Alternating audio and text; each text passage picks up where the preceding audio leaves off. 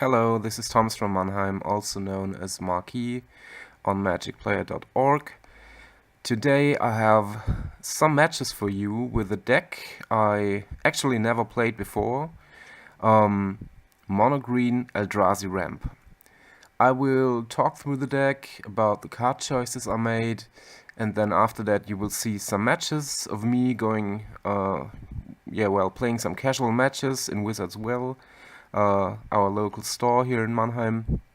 And I hope you like this content, and if you do, please send me a message, then I might continue this kind of thing, make a series out of it maybe.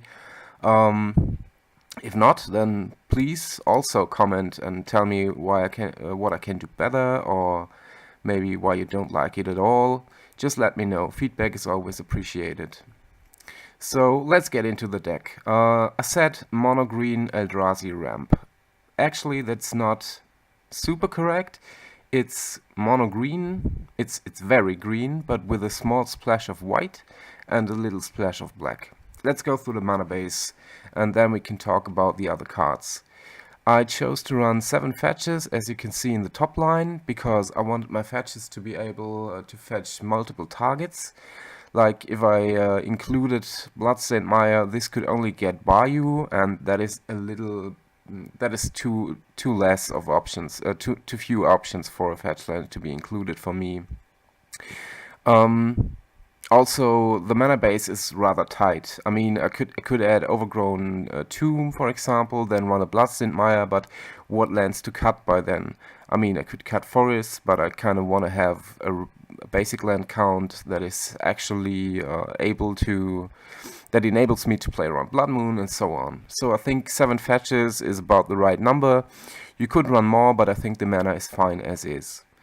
Then we have some soul lands, I would say.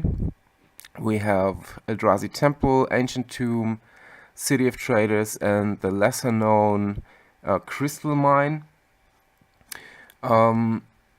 It's a land that can tap for colorless, but can also sacrifice for 2 colorless. Then we have the centerpiece land of the deck, which is Gaea's Cradle. You very often tutor for it because it enables your most broken plays. Taps for 3 plus mana very often. Then we have the Manland Treetop Village and a Caracas, which is very good in Highlander. Most decks run several legends. We have a Wasteland, then the Cavern of Souls, which is very good with our Eldrazi plan. But I think Cavern of Souls can also be...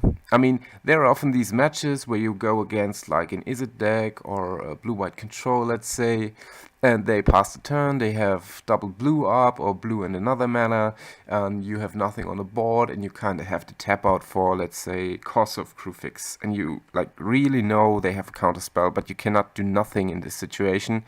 So you have to try to run them out of counterspells. And in a situation like this, you can just run out Cavern of Souls, name like Centaur or whatever a creature type Course of Crucifix or the creature you have is, and play this one uncounterable. You might never cast another creature uncounterable because you named a very unique creature type in your deck, but it's just worth it nonetheless because you forced this play on a very critical turn 3 or 4 or something like that, and this just changes the whole texture of the game, so it's very strong. Then we have Eye of Ugin, which is pretty good and pretty important also. If you are lacking business, you can find stuff with this. It fetches your big Eldrazi dudes and is very often you kind of flood out with a ramp deck like this. You have all the mana in the world and nothing to do with it. But then you have several land tutors which can get Eye of Ugin and you're right back into the thick of it. So these are the more special lands, and we have some dual lands to fix our colors. There's a Horizon Canopy which can draw cards, and another manland in the form of Staring Wildwood. We have some Pain lands in Brushland and Llanowar Wasters, lands that also enable our colorless requirements for Thought-Knot Seer or Reality Smasher. And then we have some basic land stuff, just 6 snow-covered forests and snow-covered plains. I chose Snow Covered mainly because I was thinking about adding a Dark Depths combo to the deck because I have so many land tutors, but chose against it. I left them Snow Covered because it always kind of messes with your opponent's mind because they're thinking, why is he running snow-covered lands? Maybe he has this combo in it, so he can run into the north, or maybe he has some tainted pacting online. I don't know. You make your opponent think about things that just are not there, and because of this, I think running snow-covered lands is often the right choice, or at least a fine choice. Okay, let's see. This is the land base. I don't even know how many lands. I think I went rather low. Let's count it up real quick. It's like 7 fetch, 4, 11, 12, 13, 14, plus 3, 17, 6, 23, 25, plus the 7 is 32 lands. So that's not very much, but I think it's possible to run such a low land count in a deck like this because you have so many other cards that produce mana, which are not as reliable as lands. I understand that, but some of them will survive most of the time. And one of the main problems of a ramp deck is it floods out, so you kind of have the hedge against this by running a lower land count. But I'm not exactly sure if 32 might be a little bit too low. Maybe 33, 34 is correct. Okay, let's see what else we got. Here we have our creatures. Let's start on the bottom of the screen. We have a Voice of Resurgence and Stoneforge Mystic, which can tutor up Batterskull and Sword of Feast and Famine, which we do not see here, but we'll see in the next picture. Then we have two walls. Well, okay, these first two, these Stoneforge Mystic and Voice together with the Kasali, I think are just very good creatures in green and white. They do not specifically support the ramp plan, but they're just like super fine creatures and very good to run in those colors, so you just have to run them, I think. Then we have Wall of Blossoms and Wall of Omens. These two together with some other walls we create a little bit of a package for Overgrown Battlement. Let me just swap the picture again. You can see here in the second bottom row to the right, we have Serum Caryatid, we have Overgrown Battlement and Wall of Roots. So that's a total of 5 walls we are running in the deck, and Overgrown Battlement can become a really powerful ramp card with another wall or maybe 2 in play. So that's why I run this. Let's talk about the creatures again real quick. In the 3-drop slot I have Eternal Witness and Knight of the Reliquary, together with Tireless Tracker and I forgot the name of this. I mentioned it. This dude, that 2/4 creature, which gives you life and lets you play the top land of your library.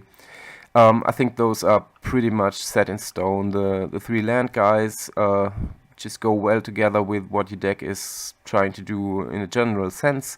Eternal Witness is a superb tutor target and overall a powerful green card. Then we have Kitchen Finks, overall great utility, very good in matchups like Mono Red, or maybe not bad in any matchup. Then we have Prowling Serpapart, a new addition. I'm trying this one out. I figure I might have some problems against fast blue decks. With fast, I mean with text counters and very cheap interaction, counter spells, flash creatures. These kinds of decks like Izzet, Jeskai, Azorius. And they can just sit and wait, counter my big drops, and then like play some Vendilion clicks and draw cards with Practical Fiction end of turn. And against those decks, it's very important to establish some kind of board position, and Prowling Serpapart might help with this. Or it's a passable buddy on its own right, and comes down uncounterable, makes all your future threats uncounterable. So I like this, in theory at least.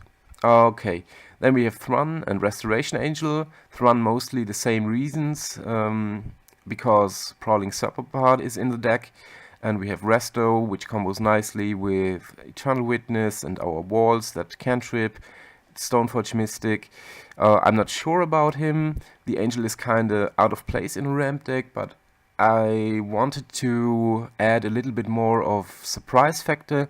I want to deviate from the mono sorcery theme a ramp deck usually has and add a little bit of trickiness to it. So I chose Resto in this spot, but I'm not sure. Maybe it can be cut for something else.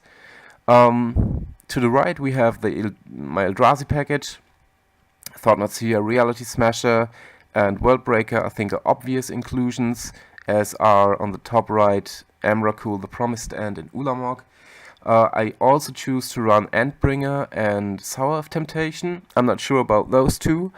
Endbringer is very strong when it lives, but does nothing when it doesn't. And in a ramp deck like this, you often have the problem that you have all mana and then one big threat. And if that one big threat happens to be Endbringer and they just have a spot removal, then you're looking pretty bad. Therefore, I'm not really sure if it has earned its spot. I will just try it out. It kind of looks cool, and I liked how it played in Legacy in the Eldrazi decks, so I want to try it. Sour of Temptation, I'm also not very sure. It's a big body, but the effect is kind of random and can be kind of mediocre or very, very bad. But every time I played against it, it overperformed. I was playing like some bugged delving decks and was delving lands, and opponent resolves the Sour and gets 7 mana into play, 7 lands into play. It removed some key cards from my deck against me, and it just always overperformed. So I thought I might give this a try.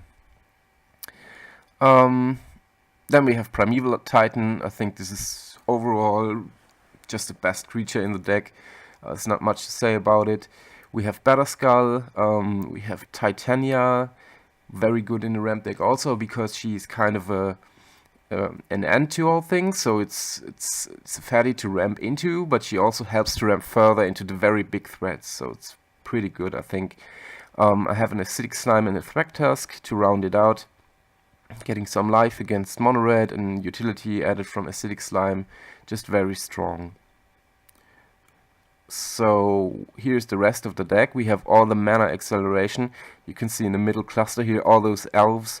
I really choose to run all the 1-drop elves, which you could think of in the colors I am. Also Wild Growth, Utopia Sprawl, Search for Tomorrow. As more 1 mana acceleration, I think you really have to have a very fast start with this kind of deck, because if you just play your creatures on curve, or maybe like only 1 turn ahead of curve, you are too slow, too strategically like limited with what you have got. So you really have to make use of your mana acceleration, and therefore I wanted explosive starts and chose the max package of 1 mana acceleration. I'm running this out with 3 wizards, Nature's Law, the Walls package I talked about, and then some broken stuff in the form of Rofelos, a Lotus Cobra, and Channel, together with Grim Monolith. I think these are very broken 2 mana accelerators.